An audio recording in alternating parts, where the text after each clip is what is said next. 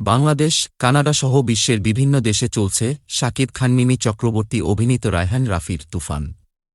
ভারতে ছবিটি মুক্তি পাচ্ছে আগামী ৫ জুলাই।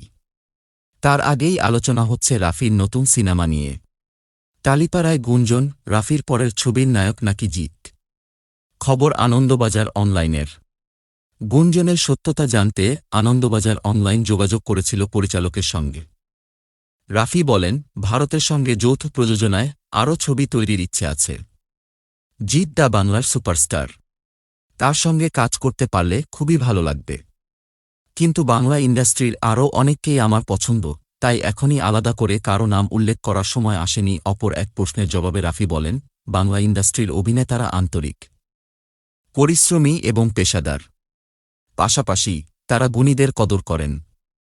ফলে কাজ করতে এসে তার কোনো অসুবিধে হয়নি। তার উপরে ভাষাও বাংলা। ফলে নিজের দেশে কাজ করছেন, সারাক্ষণ এই অনুভূতিটাই তার মনে কাজ করেছে। নায়িকা মিমি চক্রবর্তীর বিষয়ে জানতে চাইলে রাফি বলেন, সে খুব সুন্দরী, একদম মাটির কাছাকাছি। শুটিংয়ের সময় কোনো বায়না ছিল না তার। তৃতীয় ছবি যাতে সব দিক থেকে সেরা হয়, তার জন্যই তিনি ২ পারের নায়ক নায়িকা নিয়েছেন বলে জানিয়েছেন রায়হান রাফি।